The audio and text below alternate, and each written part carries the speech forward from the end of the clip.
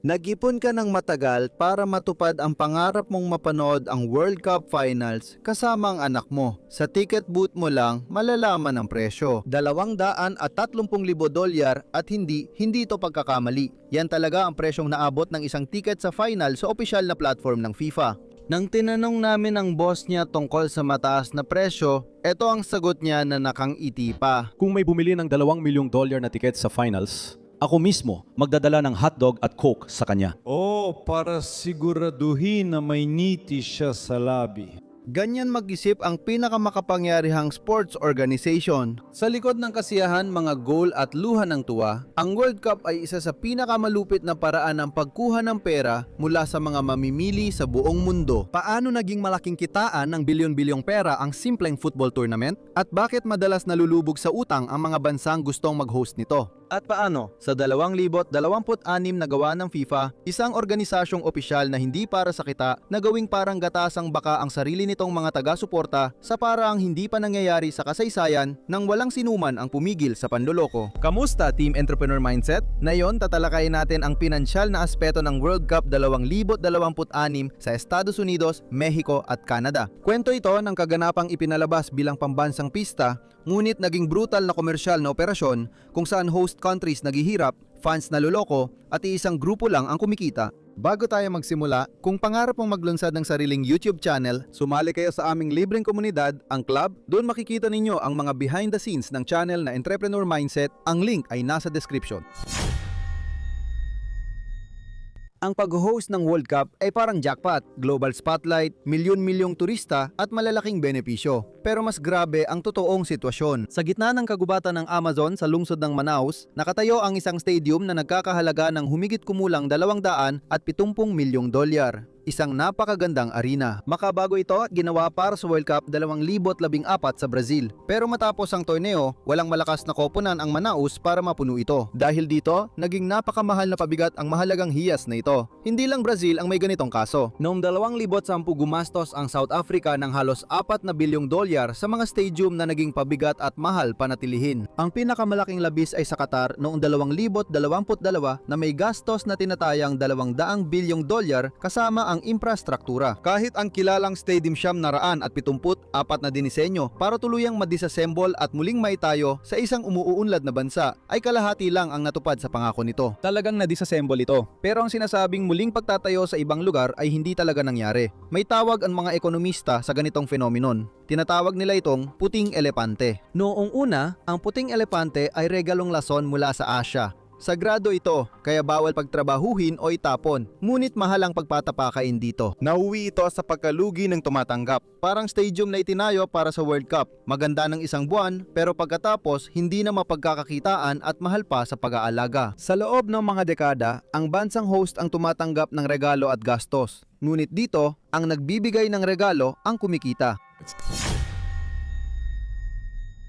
Habang nalulubog sa utang ang host country sa pagpapatayo ng stadium na hindi nila kailanman mapagkakakitaan, kumikita ang FIFA ng halos lahat ng kita ng walang gasto sa infrastruktura. Sa 2026, magtatala ng bagong record. Target ng FIFA na kumita ng $13 bilyong sa cycle nila, halos doble ng kinita sa Qatar. Para sa non-profit na organisasyon, nakakatawa ang numerong iyon.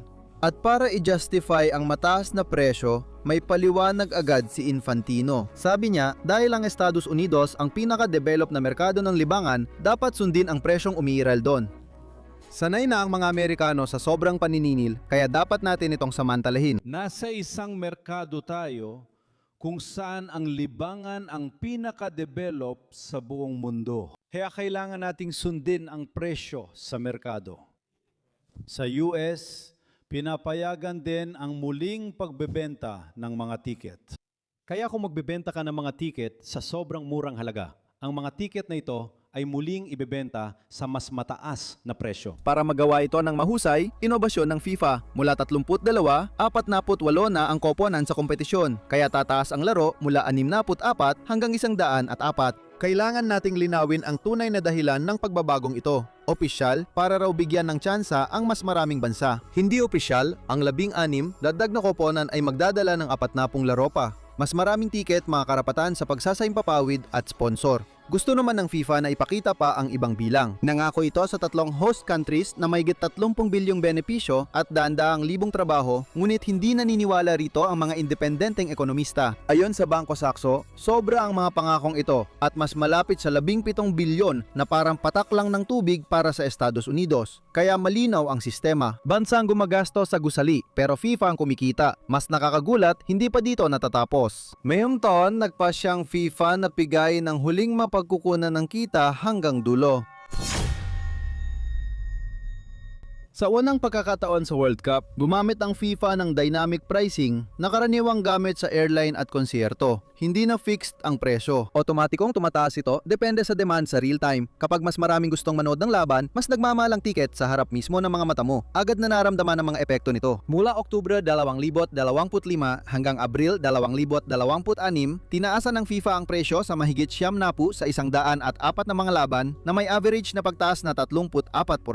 At ang pagtaas ay lalo pang matindi sa mga malalaking laban at sa mga huling yugto ng paligsahan. Dito talaga sumabog ang presyo. Para sa isang upuan sa finals sa pinakamagagandang kategorya, pinag-uusapan na natin ngayon ang 10,000 dolyar. Samantalang, ilang daan lang ito noong mga nakaraang edisyon. Naglabas ng pahayag ang FIFA tungkol sa mga sikat na tiket na 60 dolyar para palabasing popular ang torneo, pero maliit lang talaga ang bahagi nito. Isang palabas lang ito para itago ang totoong sobrang mahal na realidad.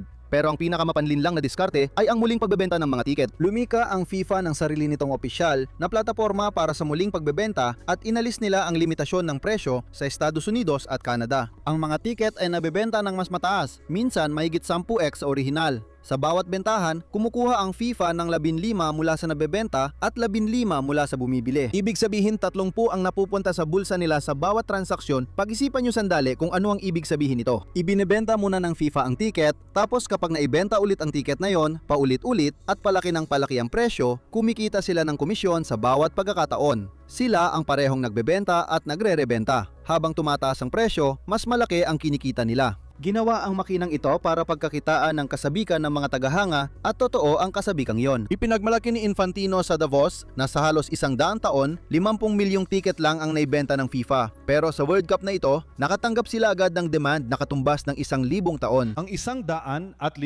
milyong kahilingan para sa tiket ay nangangahulugan na kung iisipin mong sa halos 100 taon. Ayan na. Sa World Cup, 44 milyong tiket lang ang naibenta ng FIFA sa kabuuan.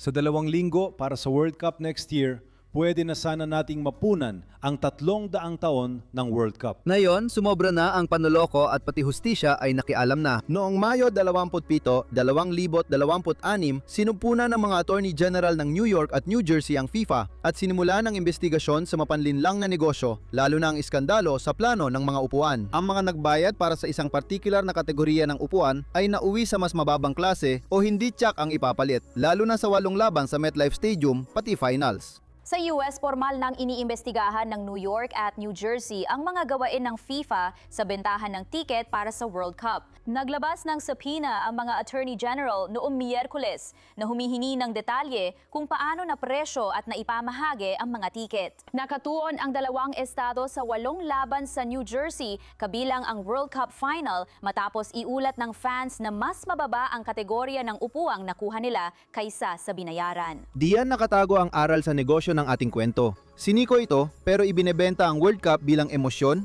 pagkakaisa at pangarap ng bata. Ang ganitong emosyon ang nagpapababa sa ating pagbabantay. Kapag labis natin gusto ang isang bagay, handa tayong magbayad ng halos anumang halaga. Dito na pumapasok ang komersyo. Madalakas na brand ay hindi produkto ang binebenta, kundi malakas na emosyon na nakakalimutan na nating magbilang. Ang pagkahumaling ang pinakamakapangyariang sandata para itaas ang presyo. Naiintindihan ito ng FIFA ng higit pa sa kahit sino at ginagamit nila ito ngayon sa bilyon-bilyong tao. Kung natuwa ka sa kwento ng higanteng pinipiga ang fans hanggang dulo, tsak magugustuhan mo rin ang kwento ng Disney na gustong gawin din ito sa kanilang mga subscriber. Pero para sa kanila, muntik na nitong pasabugin ng lahat, gaya ng makikita mo sa video na ipinapakita.